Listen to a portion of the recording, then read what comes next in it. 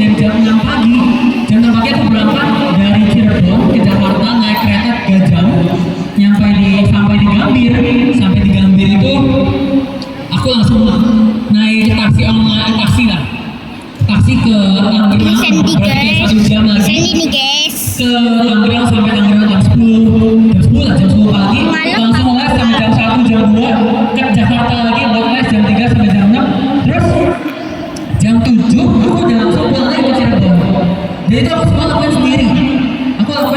Kenapa? Karena orang tua aku aku punya adik, jadi orang tua aku orang tua aku ngurusin adik aku lah di rumah gitu kan. Aku harus sendiri semua, dan biayanya itu bukan aku semena-mena minta dari orang tua terus dikasih gitu guys. Karena aku ikut lomba, pelan-pelan nabung sekecil gitu, dan akhirnya dari uang lomba ini aku pakai lagi untuk les. Jadi kayak berinvestasi, kayak berinvestasi di pendidikan, terus kalian investasikan lagi di pendidikan gitu hasilnya. Dan bagusnya di mana aku bisa dapat medali waktu itu, dapat medali perunggu di OSN SMA di kelas waktu saya aku kelas 8 ini. Oke, sampai sini ada yang bingung nggak maksudnya prosesnya dan segala macam ini? Masih agak lumayan panjang lah. Aku mau ceramah di sini 4 jam lagi lah kira-kira. Ya, aman ya? Masih aman ya? Oke. Lanjut. Terus aku jadi medalis termuda di OSN SMA saat itu, di mana aku kelas 8 yang lainnya kelas 9, 10, 11 gitu. Dan aku merasa lumayan akhirnya agak ada jenjang internasional dari OSN. Jadi OSN itu tingkat kota, provinsi, nasional, lalu medalis yang tingkat nasional ini 30 orang yang dapat medali di OSN itu akan diseleksi lagi supaya bisa ikut IMO gitu. Oke? Paham ya semuanya?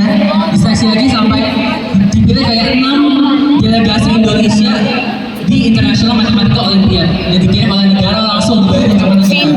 Jalan-jalan ke luar negeri.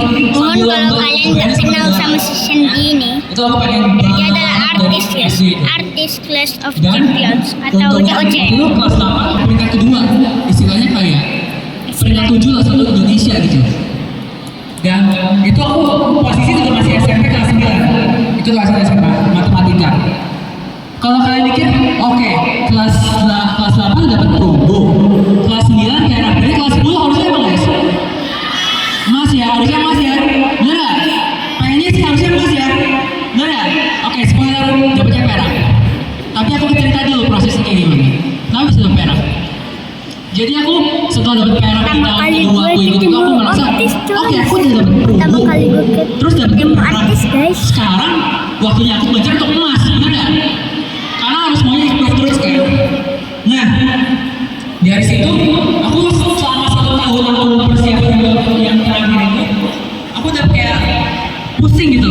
Istilahnya bukan lagi melihat Olimpiade sebagai suatu hal yang aku enjoy, sebagai suatu proses yang bisa aku nikmati, tapi hanya sebatas kewajiban. Dimana aku di situ stres, mental breakdown. Maaf ya, Gen Z ini memang lemah nih.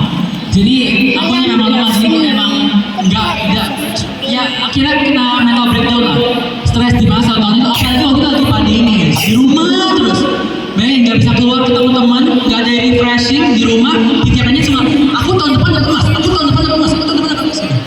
Ya itu yang kayak jadinya otak aku isinya cuma aku dapat emas, tahun depan aku dapat emas. Terus akhirnya karena aku ngerasa ini bukan kewajiban, nggak enjoy guys. Belajarnya tuh kayak, oke, aku harus belajar tiap hari jam sini sampai jam sini. Jadi belajarnya stres gitu loh, nggak ada kemauan dari hati. Akhirnya jadi beban, dimana ekspektasi orang lain juga